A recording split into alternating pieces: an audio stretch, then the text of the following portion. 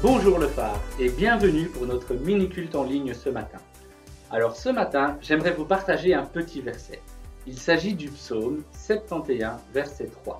« Sois pour moi un rocher où je trouve refuge, où je puisse toujours me retirer. » Lorsqu'il y a des tempêtes dans l'océan, les vagues peuvent parfois être énormes et même si l'eau vient taper sur les rochers, ces derniers restent immobiles.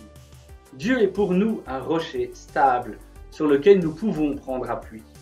Et quelle que soit la période de crise que nous traversons dans nos vies, Dieu est là comme un rocher sur lequel nous pouvons nous retirer, comme nous le lisons dans ce psaume. Alors ce matin, nous allons chanter ensemble. Et oui, je vous invite à chanter, et si votre voisin vous entend, c'est encore mieux. Nous allons chanter un chant de héritage qui s'intitule « Conte les bienfaits de Dieu ». Qu'il est bon de se souvenir de tout ce que Dieu fait pour nous dans nos vies. Un tout grand merci à Héritage et à l'église MLK qui nous mettent gratuitement ces ressources à disposition. Alors suite à ce chant, nous allons entendre le message préparé par Olivier qui s'intitule « Comment vivre avec des incertitudes, des certitudes ?» C'est une grande question, n'est-ce pas? À la fin de ce mini-culte, nouveauté pour nous tous, nous allons tous nous connecter sur Zoom. Le lien de cette rencontre a été envoyé ce matin, donc vérifiez vos boîtes mail. Bon dimanche l'église et soyez bénis.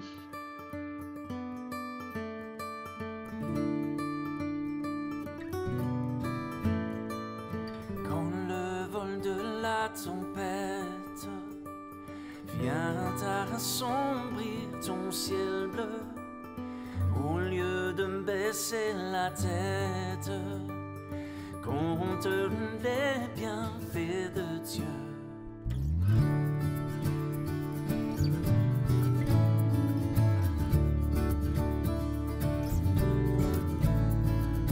Quand sur la route glissante, tu chancelles sous ta croix, pense à cette main puissante qui t'a béni tant de fois. Compte les bienfaits de Dieu, mets-les tous devant tes yeux, et tu verras en adorant combien le nom en est grand.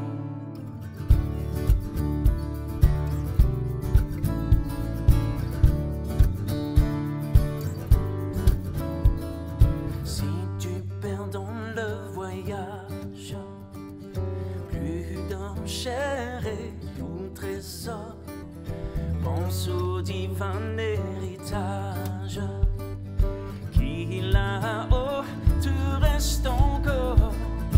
Compte les bienfaits de Dieu, mets-les tous devant tes yeux, et tu verras en adorant combien le nom en est grand. Oui, compte les bienfaits de Dieu et mets-les tous devant tes yeux, et tu verras en adorant combien le nom en est grand.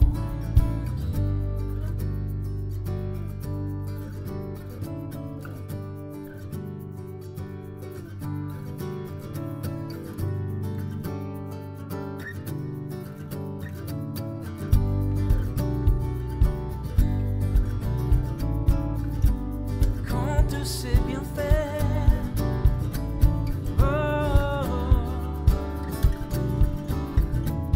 compte les bienfaits de Dieu et mets-les tous devant tes yeux, et tu verras en adorant combien le nom en est grand.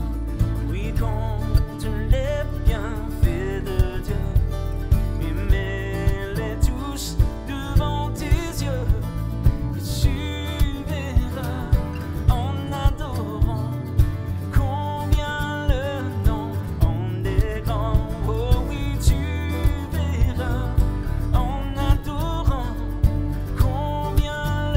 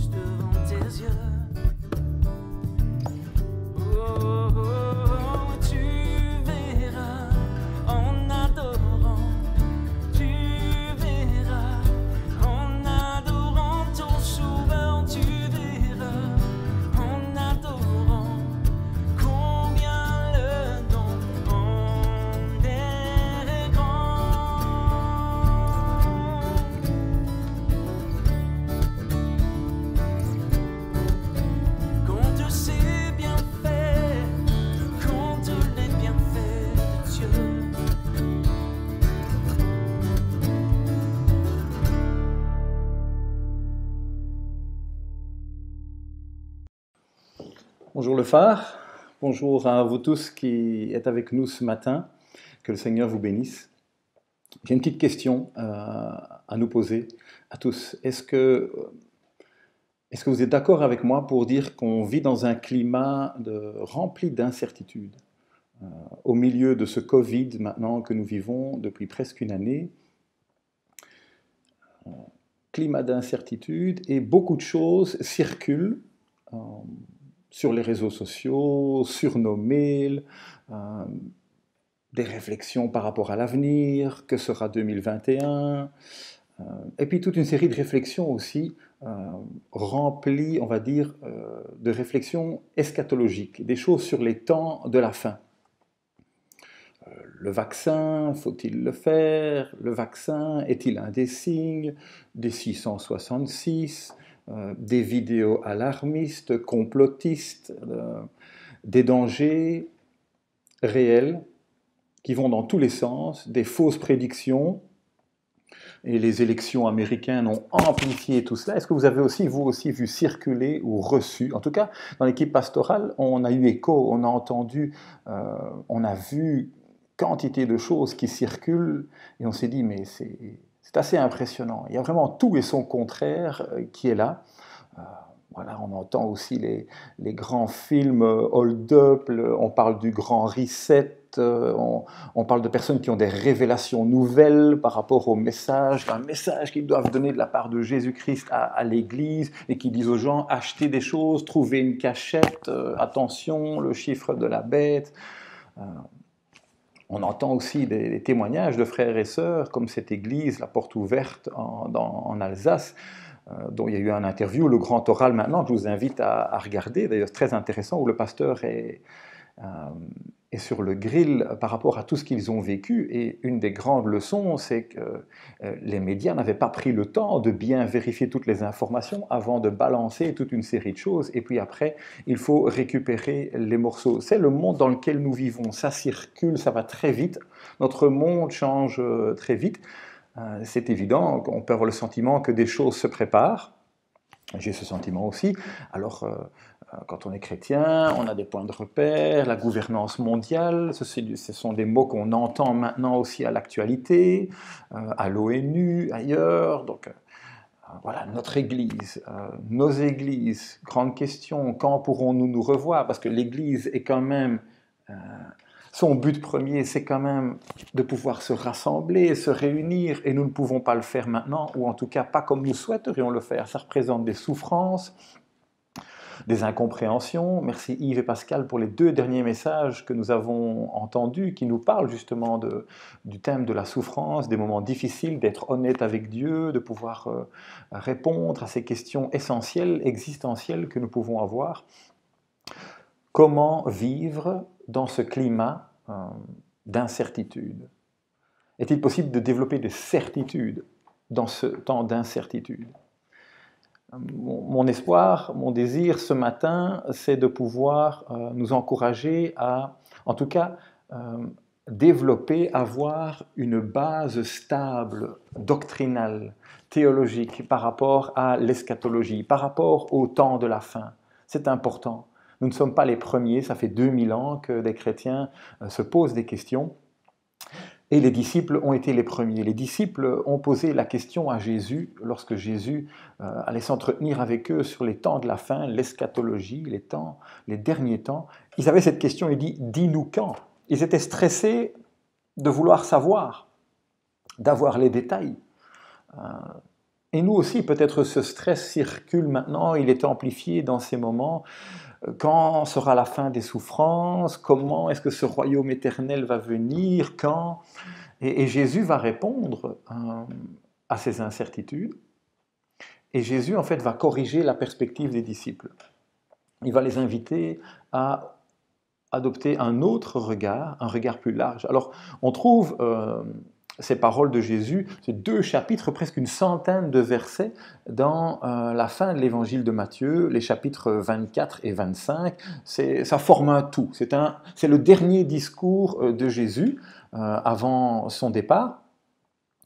Et dans ce discours, il va y avoir toute une série d'images, de paraboles que Jésus va apporter et qui vont en fait, chaque parabole va donner un éclairage complémentaire à ce grand thème de la fin.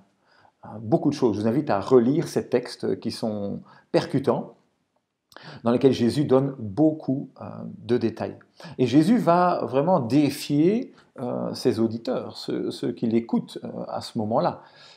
Il va les inviter à réfléchir comment vivre et surtout, il va les inviter à comprendre ce qui est le plus important. Il y a un proverbe allemand qui dit « le plus important, c'est la chose principale », et bien en fait, elle reste toujours la chose principale, to the point. Et donc Jésus va aussi aller to the point dans ses textes. Quand on regarde bien ce que Jésus dit, il souligne ce qui est le plus important dans tout cela et qu'il ne faut surtout pas rater dans cette réflexion. Parce que nous pouvons étudier autant que nous voulons tous les détails des prophéties, il y en a beaucoup, de maintenant jusqu'au retour de Jésus, mais n'oublions jamais que le but premier d'études comme celle-là, c'est de pouvoir vivre et bien vivre comme Dieu veut que nous vivions aujourd'hui. C'est le but de l'analyse, lorsqu'on réfléchit aux choses de la fin, c'est pour avoir un impact sur la manière dont nous vivons aujourd'hui. Et la Bible nous donne un avant-goût de l'avenir, et ça peut nous motiver à vivre aujourd'hui. De manière générale, on peut dire aussi que Jésus vraiment faisait comprendre à ses auditeurs qu'il y avait une différence entre investir sa vie ou la gaspiller. Investir pour Dieu, qu'est-ce que ça veut dire? Ou la gaspiller? Jésus, c'est évident, désire que nous investissions nos vies pour le royaume de Dieu. Alors nous allons lire un texte, en fait 2 textes ce matin. Matthieu 25, je vous invite à regarder avec moi ce texte qui va s'afficher, ou dans vos Bibles. Matthieu 25, les 13 premiers chapitres. Jésus parle et il dit « Alors le royaume des cieux ressemblera à 10 jeunes filles qui ont pris leur lampe pour aller à la rencontre du marié. 5 d'entre elles étaient folles et 5 étaient sages. Celles qui étaient folles ne prirent pas d'huile avec elles en emportant leur lampe, tandis que les sages prirent avec leur lampe de l'huile dans des vases. Comme le marié tardait, toutes s'assoupirent et s'endormirent. Au milieu de la nuit, on cria « Voici le marié, allez à sa rencontre !» Alors toutes ces jeunes filles se réveillèrent et préparèrent leurs lampes. Les folles dirent aux sages « Donnez-nous de votre huile, car nos lampes s'éteignent. » Les sages répondirent « Non, il n'y en aurait pas assez pour nous et pour vous. Allez plutôt chez ceux qui en vendent et achetez-en pour vous. » Pendant qu'elles allaient en acheter, le marié arriva. Celles qui étaient prêtes entrèrent avec lui dans la salle de noces, et la porte fut fermée. Plus tard, les autres jeunes filles vinrent et dirent « Seigneur, Seigneur, ouvre-nous !» Mais il leur répondit « Je vous le dis, en vérité, je ne vous connais pas. Restez donc vigilants, puisque vous ne savez ni le jour, ni l'heure où le Fils de l'homme viendra. » Quelle parole de Jésus à ses disciples. Jésus dit une certitude à ses disciples à travers ces paroles que nous venons de lire. Il leur dit, c'est une certitude, je reviens. Le Fils de l'homme reviendra. Et il leur dit, préparez-vous à ce que ce soit long. Préparez-vous à une longue obéissance. Le point de repère, le bout de la nuit ou minuit, ça veut dire que c'est long. La parole clé de ce texte, c'est la dernière que nous venons de lire, au verset 13, qui dit « Restez vigilants, car vous ignorez quand. Vous ne savez pas. » Et déjà Jésus, au chapitre précédent, au verset 42, disait la même chose. Ce sont des phrases clés essentielles de ce discours de Jésus à ses disciples. Ce qui nous amène déjà à une première observation par rapport à tout ce qui peut circuler, tout ce que nous recevons sur nos mails, sur nos WhatsApp, sur nos Messengers, sur nos Facebook. Soyons prudents, frères et sœurs. Soyons prudents, chers amis qui nous écoutez.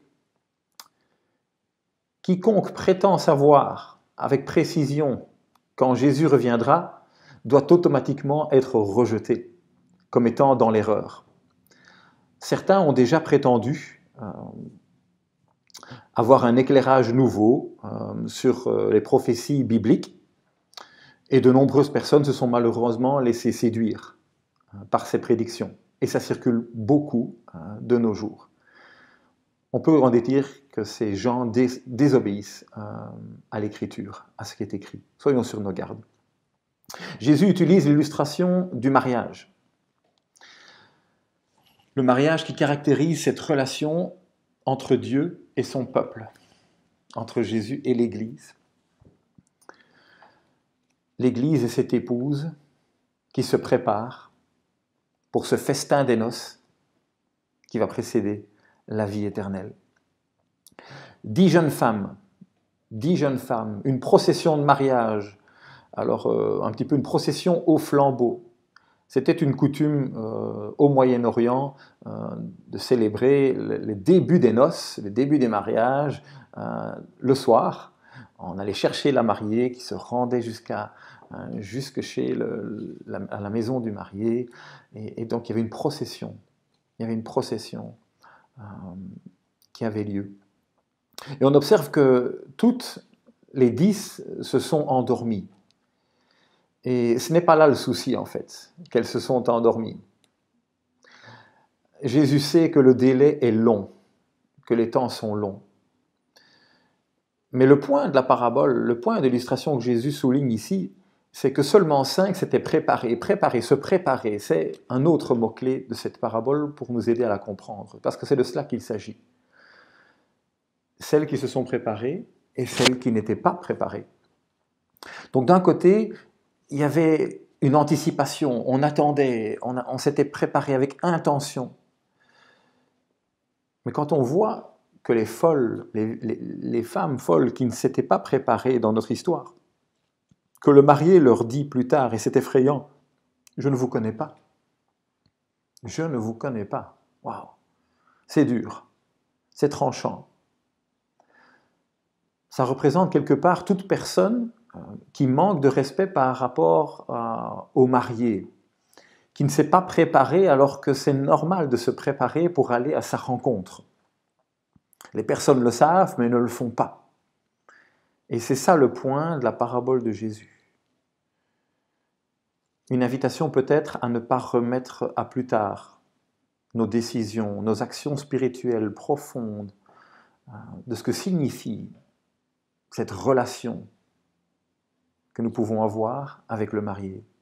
Notre relation avec Christ, la manière dont nous voyons Jésus, qui est-il pour nous? C'est capital, c'est décisif. Et notre destinée éternelle est en jeu par rapport à cette question. Qui est Jésus pour nous? Qui est ce marié? Sommes-nous préparés à le rencontrer? L'avons-nous déjà rencontré intérieurement? Alors cette préparation, elle est personnelle, elle est individuelle, elle ne se transfère pas, elle est intérieure. Et il n'y a plus de négociation après. Une fois qu'on voit le marié, il n'y a plus, le temps est écoulé. Et il est question ici de notre foi personnelle. Qu'en est-il? Alors j'ai une petite illustration. J'ai préparé un petit sac à dos, ici. En préparant tout cela, ça me faisait réfléchir. Et je me dis, le sac à dos, ça va peut-être faire plaisir à Coralie qui fait les scouts, ou si vous êtes un scout et que vous nous écoutez, scout toujours prêt. Il est question d'être prêt, d'être préparé. Les scouts ont souvent un bon sac à dos. Lorsqu'on se prépare pour une marche, lorsqu'on va de l'avant dans nos vies, on prépare notre sac à dos. Et prenons cette illustration pour réfléchir sur ce que veut dire être prêt, pour comprendre Jésus et l'enseignement général de la Bible. Alors dans ce sac à dos, j'ai 4 choses que j'aimerais vous montrer. C'est un petit exercice, j'espère que je vais bien le sortir. Alors le premier, voilà, dans le sac à dos, j'ai pris un tensiomètre. Alors un tensiomètre, vous avez peut-être un tensiomètre comme ça chez vous, à la maison, parce que c'est le point de départ pour être prêt. Un check cardiaque, un contrôle de notre cœur. Parce que le cœur, c'est la base même de notre relation avec le Christ. Il est venu pour dire, moi je veux transformer votre cœur. je vous invite à naître de nouveau. J'aimerais vous donner un cœur de chair plutôt qu'un cœur de pierre. Oui, la Bible nous dit que tous les êtres humains sont séparés de Dieu et ont tous un cœur de pierre et que Dieu a envoyé le Christ pour un changement cardiaque.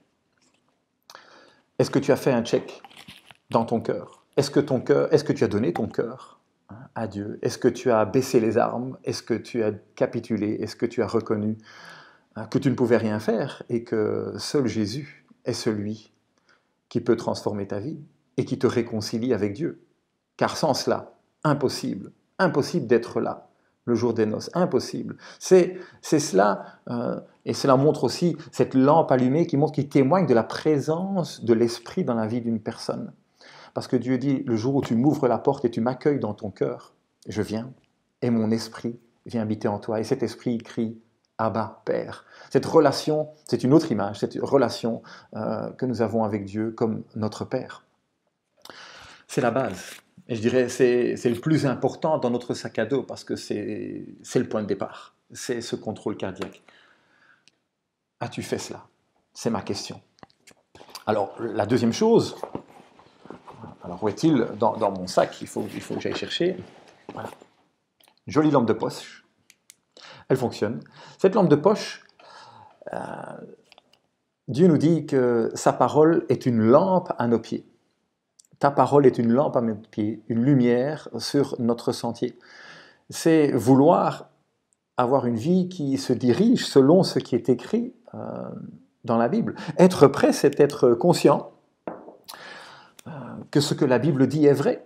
C'est le lire, c'est en prendre connaissance pour soi-même, tout comme nous en prenons connaissance peut-être aujourd'hui pour certains d'entre vous, ou comme nous le parcourons maintenant, et la Bible dit encore tellement d'autres choses sur ce thème, sur ce sujet.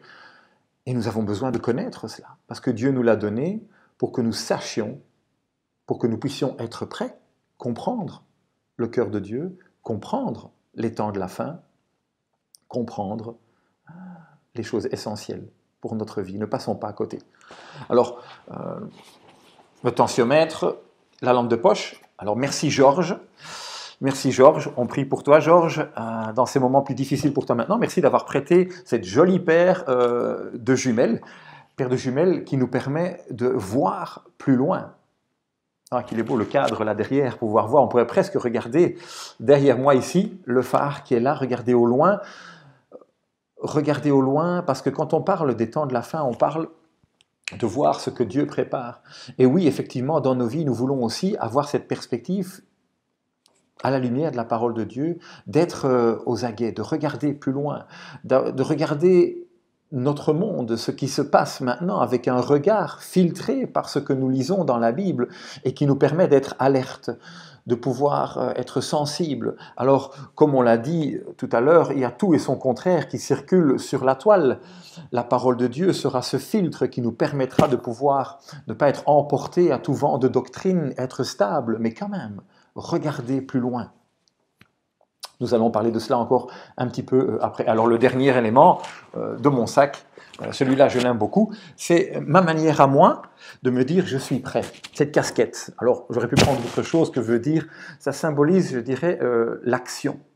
Si je suis en action, je suis prêt pour une randonnée, j'aime beaucoup marcher, peut-être vous aussi, j'aime bien mettre la casquette comme ça ou comme ça, être prêt.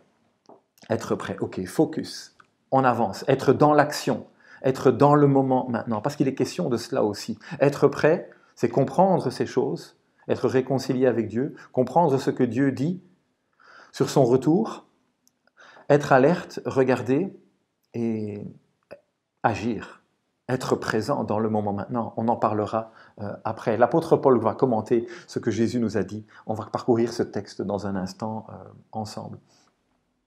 Dieu veut que nous vivions avec des certitudes dans ces temps d'incertitude. Et le royaume de Dieu, ce n'est pas pour les impatients, parce que le temps est long et nous devons nous accrocher. Alors, il y a eu de nombreux débats, et il y en a encore, dans l'histoire de l'Église, par rapport au futur, au retour du Christ. Il y a des avis partagés sur quelques sujets spécifiques. Mais il y a vraiment un fondement solide sur lequel nous pouvons nous appuyer Et tous les chrétiens évangéliques sont ensemble d'accord sur ce fondement doctrinal. 4 points essentiels que je vous mentionne. Que le retour de Christ, il sera soudain, il sera personnel, il sera visible, il sera spectaculaire et il sera corporel. Nous le verrons. Les anges ont dit aux disciples, ce Jésus que vous voyez partir maintenant reviendra de la même manière que vous le voyez partir. Deuxièmement, nous devons attendre ardemment le retour de Christ. La Bible est claire à ce sujet. Nous devons l'attendre ardemment. L'avant-dernier verset de nos Bibles, vous savez ce que c'est? Allez à la dernière page, l'avant-dernier verset. Maranatha, viens, Seigneur, viens. On retrouve cela à plusieurs endroits dans la Bible. Attendre ardemment le retour de Christ. Troisièmement, nous ne savons pas quand il reviendra. C'est une chose claire. Et quatrièmement, les conséquences finales de son retour seront le jugement des non-croyants et la récompense des croyants. Ces 4 points sont un fondement dans lequel il n'y a pas de désaccord doctrinal. Maintenant, il y a des avis divergents sur les détails des événements, des détails. Il y a beaucoup de détails dans la Bible. Il y a beaucoup de textes qui parlent de ces détails. Et il y a en gros 6 signes. 6 signes à venir par rapport au retour de Christ et ce qui va se passer juste après. Et ce n'est pas pour rien qu'un théologien de renommée, Alfred Kuhn, a écrit ce livre qui s'appelle « Le labyrinthe du millénium », car c'est un véritable labyrinthe, c'est 6 signes. Et c'est un livre que je vous recommande si on veut étudier davantage ces signes. Quels sont ces 6 signes? Premièrement, l'évangile sera prêché à toutes les nations. Deuxièmement, il y aura une grande tribulation, une grande guerre. Troisièmement, il y aura de faux prophètes et de faux prodiges qui vont séduire beaucoup de gens. Quatrièmement, il y aura des signes dans le ciel. 5e signe, il y aura la venue d'une personne qu'on appelle l'homme de révolte. Et 6e, il est question du salut d'Israël. Ce sont 6 signes. Alors par rapport à ces signes, il y a des divergences. Mais ces divergences devraient être considérées comme secondaires et pas comme principales dans notre doctrine. Et ça, c'est ce qui fait une grande différence dans la manière dont nous en parlons déjà les uns avec les autres et dans la manière dont nous interprétons et nous prenons des avis qui pourraient venir contraires. Déjà, le fondement, les 4 points que nous avons vus avant, va nous permettre d'avoir une théologie stable qui va pouvoir déjà nous faire jeter et rejeter beaucoup de choses. Et après, restons humbles. Creusons les choses, ayons des discussions, de chouettes discussions peut-être avec nos frères et sœurs sur les différences par rapport aux événements, mais ne perdons pas de vue ce qui est essentiel et ce qui est secondaire.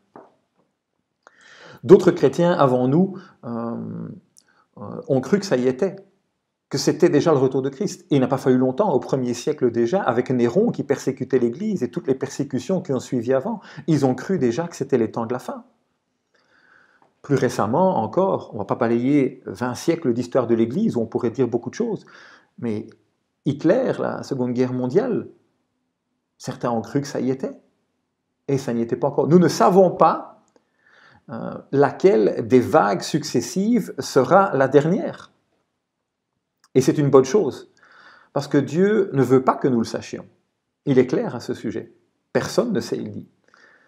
Mais il veut juste que nous continuions à aspirer au retour de Jésus-Christ. Et là, ça nous amène peut-être à certaines questions personnelles. Nous en parlerons après. Parce que le retour de Christ pourrait se produire à n'importe quel moment. L'exhortation principale, to the point, de Jésus, c'est veiller et se tenir prêt. Alors l'apôtre Paul, on va lire un deuxième texte, l'apôtre Paul, il nous aide à comprendre les paroles de Jésus, parce qu'il reprend quelque part ce message de Jésus. Dans 1 Thessaloniciens, il écrit à des jeunes chrétiens à l'église à Thessalonique. Il leur écrit donc 1 Thessaloniciens 5, on va lire les 11 versets. C'est notre deuxième texte d'aujourd'hui. Je vous invite à le lire avec moi. L'apôtre Paul dit « En ce qui concerne les temps et les moments, Vous n'avez pas besoin, frères et sœurs, qu'on vous écrive à ce sujet.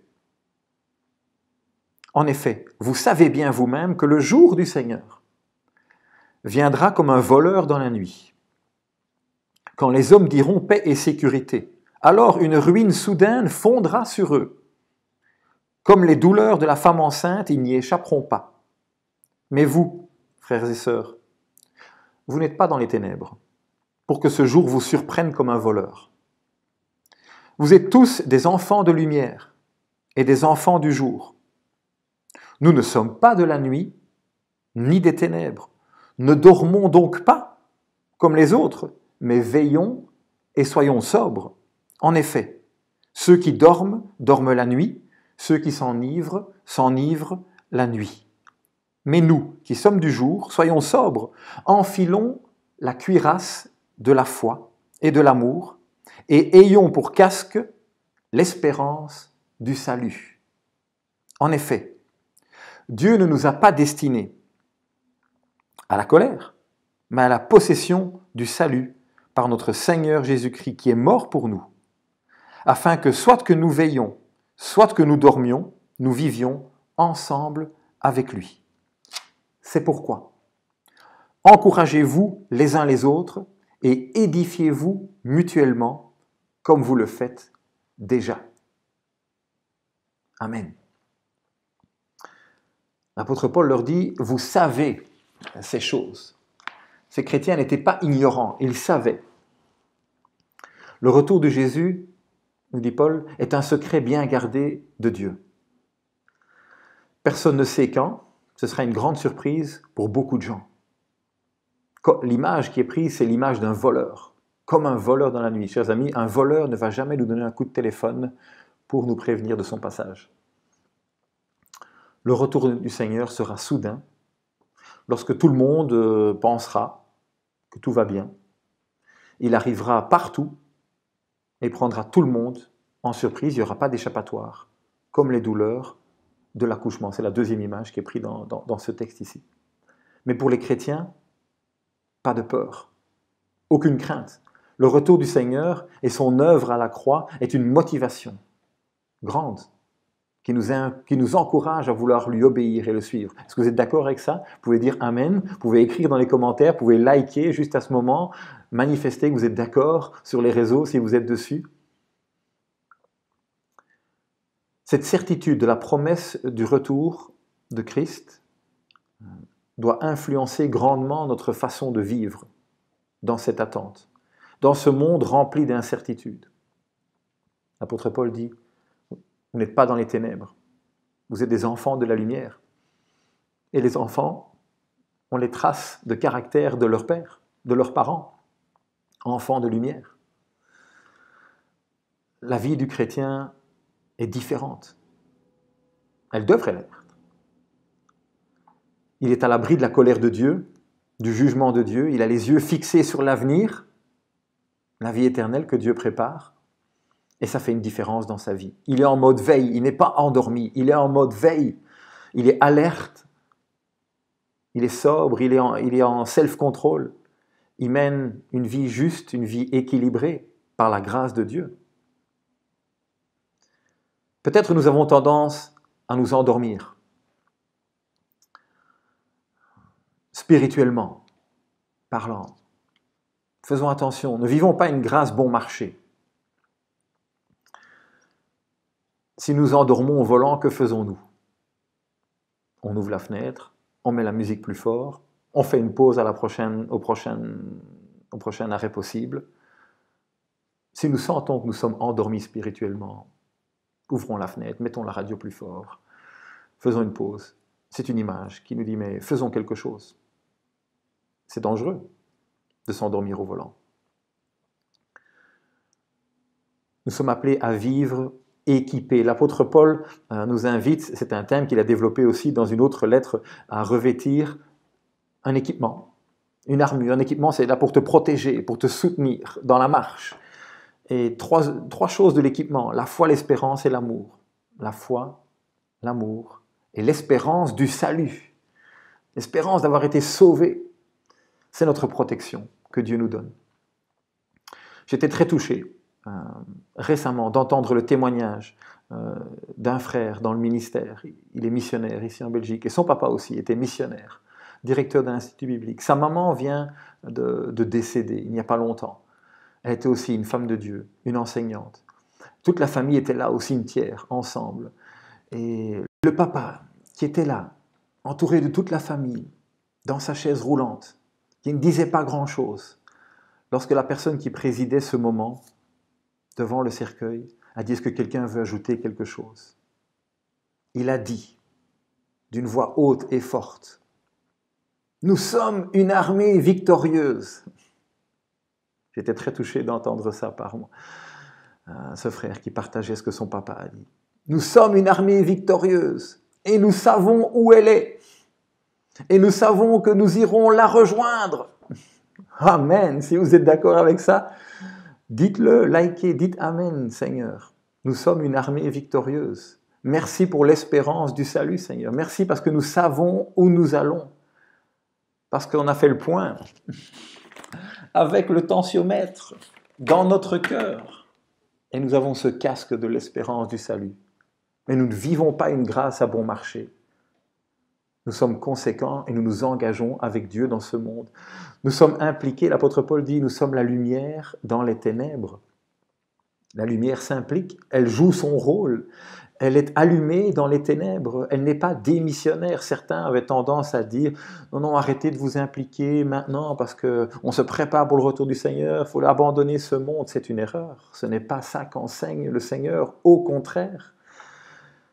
Au contraire, c'est peut-être une des raisons aussi pour lesquelles le Seigneur ne veut pas qu'on sache quand il revienne, pour que nous continuions à être impliqués jusqu'au bout, quelle que soit notre vocation. Et le Seigneur reviendra au moment où il reviendra. Soyons occupés, soyons en plein travail, nous dit une autre parabole de Jésus, lorsqu'il reviendra, qu'il ne nous trouve pas à nous tourner les pouces. Soyons impliqués dans le monde et soyons aussi impliqués dans l'Église, avec les frères et sœurs.